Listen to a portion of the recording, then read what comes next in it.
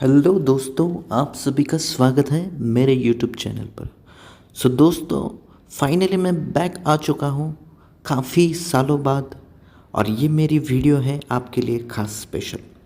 तो आज हम पढ़ने जा रहे हैं ऑल्फ्रेड जेरी का प्ले जिसका नाम है उबू रॉय, या हम उसे कह सकते हैं उबू द किंग और किंग उबू, उसकी समरी के बारे में।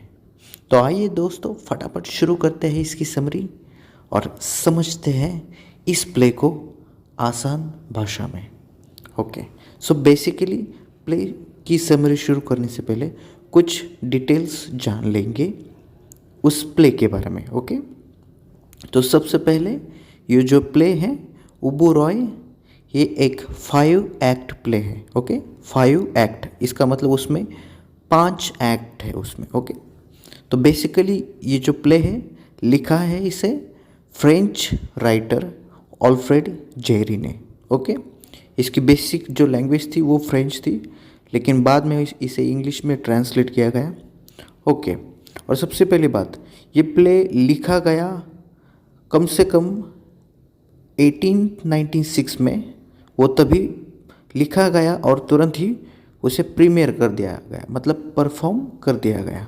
ओके, और ये जो पीरियड था इस प्ले का, ये प्ले कब लिखा गया, तो बेसिकली ये एक एब्सर्ड प्ले है। एब्सर्ड प्ले का मतलब जैसे उस प्ले में मीनिंग नहीं होता, कैरेक्टर की सोच का, कैरेक्टर के ठिकाने का, उसमें कुछ मतलब लिंक नहीं होता, बोलते ना कुछ ऐसा लिंक नहीं होता। ओके, सो बेसिकली ये एक हम इसे कह सकते हैं एक मॉडर्न, ओके, ये एक मॉडर्न प्ले है, लेकिन ये एक एब्सर्ड के लेवल का प्ले है। तो इसमें वो थोड़ा बहुत जैसे सुपर नेचुरल एलिमेंट्स का भी इसमें यूज़ किया गया है, तो एक सर्रियलिज्म का भी इसमें जिक्र होता है। ओके, तो यहाँ तक ये बात ठीक है। अब इसकी सेटिंग्स के बारे में जान लेंगे। तो बेसिकली ये जो प्ले है 3 देशों में इसकी सेटिंग दिखाई गई है। पहला प्ले है, मतलब पहला जो सेटिंग में पहला जो पार्ट है वो पहली कंट्री है पोलैंड। ओके, तो पोलैंड पहली कंट्री, उसके बाद यूक्रेन, और थर्ड है रशिया। ओके, यहाँ तक ये क्लियर हुआ? गुड।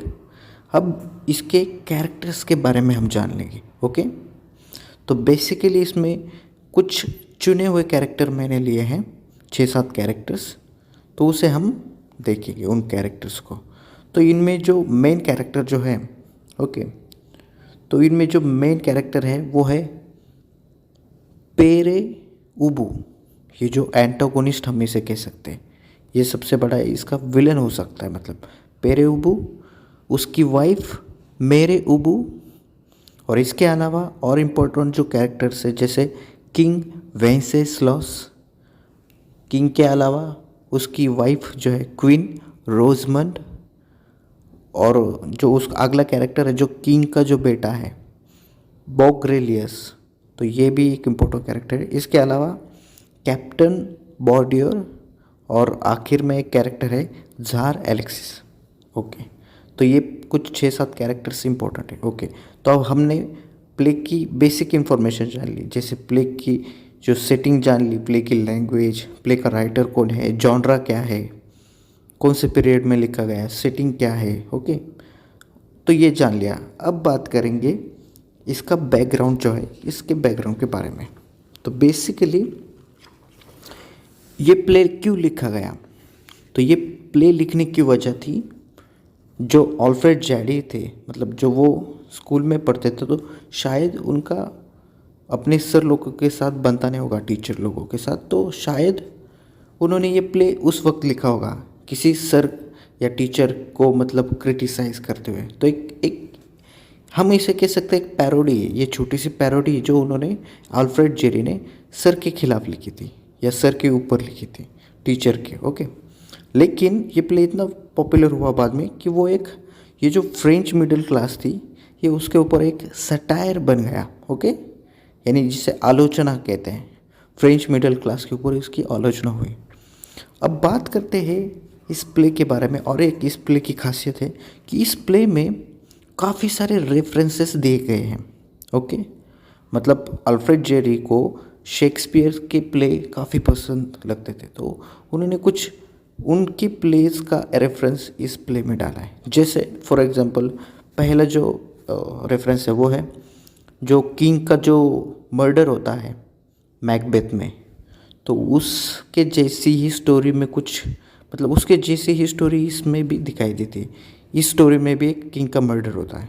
इसके अलावा एक घोस्ट सीन है जो हेमलेट में है, हेमलेट के पिता का, वैसे भी इस स्टोरी में भी एक घोस्ट सीन है। और एक है जिसे रिचर्ड थ्री मतलब किंग लियर में जो एक सीक्वेंस है, तो उसका भी एक पार्ट इसमें दिया गया है। तो ये सारा कुछ रेफरेंस वगैरह है। ओके, मेरे ख्याल से यहाँ तक तो आप सब लोगों को समझ आया होगा कि इसका बैकग्राउंड क्या है, आखिर में इसकी ज़रूरत क्यों पड़ती है। ओके, तो ये 5 एक्ट प्ले है। तो बेसिकली जो है इस प्ले की समरी हम अभी समरी डिस्कस करेंगे। ओके, तो मैं आसान भाषा में समझाने की कोशिश करूँगा कम से कम समय में। तो ज़्यादा से ज़्यादा इस प्ले में जैसे हमने हेमलेट में देखा और मैकबेथ में, जैसे मैकबेथ में भी जो मैकबेथ है मतलब वो राजा का जो सिंहासन छीनने की कोशिश करता है ना, वैसे भी इस स्टोरी में भी ऐसा है। इस स्टोरी में सिर्फ फ़र्क इतना है, इस स्टोरी में एक पोलैंड का जो किंग होता है, जो वेंसिलेस नाम है उसका, वेंसिस्लस का, तो उसका मर्डर करके जो पेरेउबू और मेरेउबू उनको उसकी गद्दी छीननी होती है। ओके, तो वो क्या करते हैं, एक प्लान बनाते हैं कि हम किंग को बुलाएंगे फीस्ट में, और जैसे किंग और उसकी फैमिली आएगी हम उसको कुछ पॉइजन मिला के उसको और उसकी सारी फैमिली को मार डालेंगे। तो होता क्या है, वो सारे लोग इकट्ठा होते हैं जो भी कॉन्स्पायरेटर्स होते हैं, मतलब पेरेउबू और मेरेउबू के साथ, तो वो शपथ लेते कि हम किंग को ज़रूर मारेंगे। तो ये काफ़ी शैतानी दिमाग का होता है पेरेउबू। वो क्या करता है, वो अपने काम में सफल हो जाता है, वो किंग को पॉइजन दे के मार डालता है।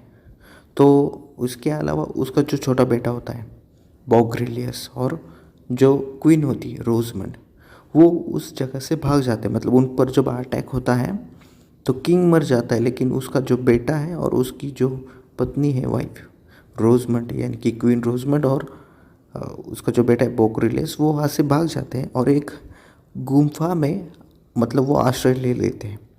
बाद में क्वीन मर जाती है, लेकिन बॉग्रिलियस क्या करता है, जो किंग का बेटा है पोलैंड के, वो क्या करता है, रशिया में चला जाता है और ज़ार के पास चला जाता है। उसको सारी चीज़ सारी हकीकत बयां कर देता है कि किस तरह धोखे से मतलब धोखे से इसने पेरेउबू ने उसके पिता का मर्डर किया। ओके, तो बात क्लियर।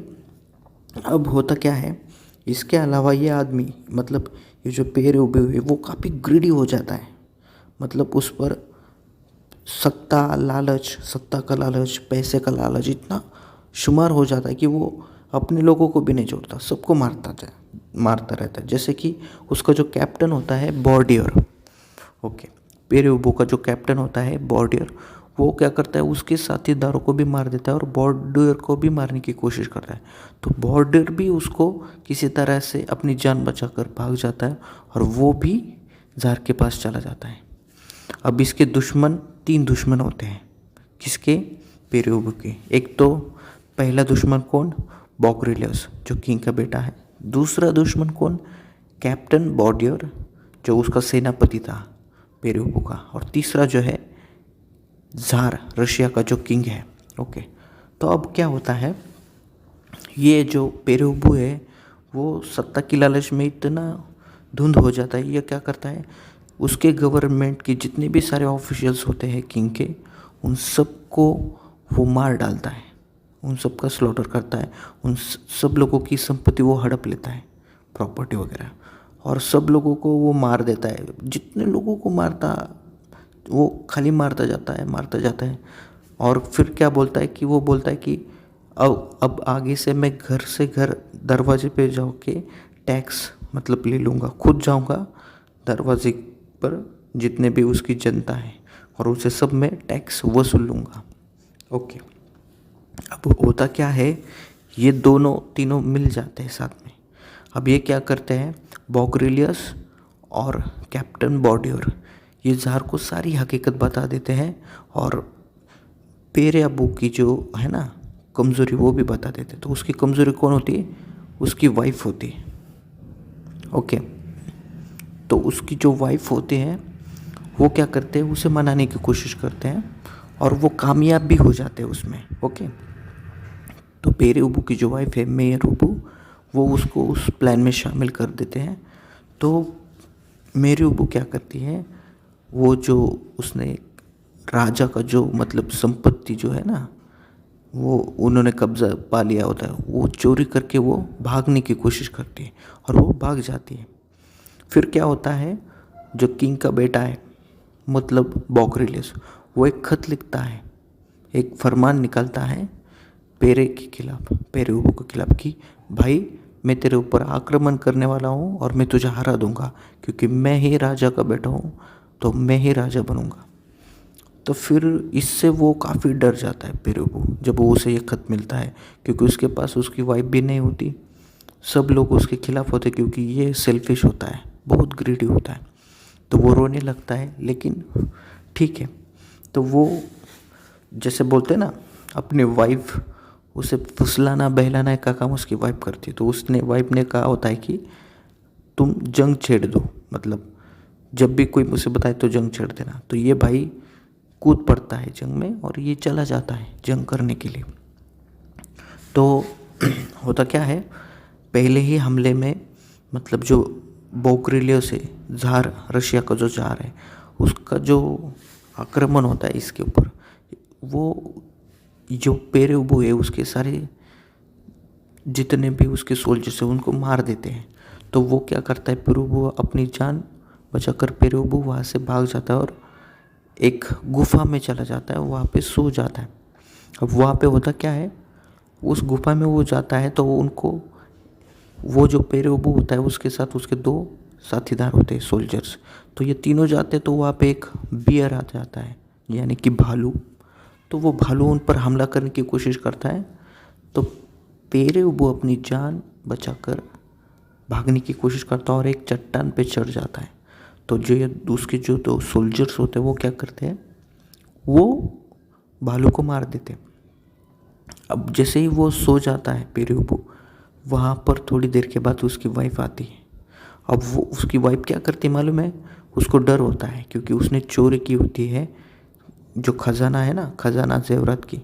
तो वो क्या करती है, अपने आप को एक भगवान का दूत बताने की कोशिश करती है, मतलब जैसे वो गैब्रियल दूत है जो बाइबल में, तो उसके जैसा दिखने का बर्ताव करती है। तो जब वो पास जाके देखता है पेरे उबू, तो उसे लगता है अरे ये तो मेरी वाइफ है। तो वो फिर से उस पर हमला करने की कोशिश करता है, वो उस पर हंसती है तो वो उसको मारने की कोशिश करता है। लेकिन वो जब उसको मारता होता है पेरे उबू अपनी वाइफ को, तभी वहाँ पर बॉगरेलियस और उसका जो सैन्य है वो पूरा वहाँ पे चला आ जाता है और वो लोग क्या करते हैं, वहाँ पे उस पर हमला कर देते हैं पेरे उबू पर। तो अपनी जान बचाकर आखिरकार पेरे उबू और मेरे उबू दोनों वहाँ से एक नौका लेके, एक शिप लेके वहाँ से फरार हो जाते हैं पेरिस की तरफ वो। और इसी तरह इस पेरे उबू का मतलब वो हार जाता है, वो जो जंग है वो हार जाता है और आखिरकार ये जो बॉगरेलियस है वो अपनी गद्दी पर विराजमान होता है और इसी तरह इस स्टोरी का एंड हो जाता है। आई होप दोस्तों मैंने इस प्ले को समझाने की थोड़ी बहुत कोशिश की है। अगर आपको ये स्टोरी अच्छी लगी हो तो मेरे चैनल को सब्सक्राइब करो, इस वीडियो को लाइक करो और आपकी कमेंट नीचे ज़रूर करो। Thank you.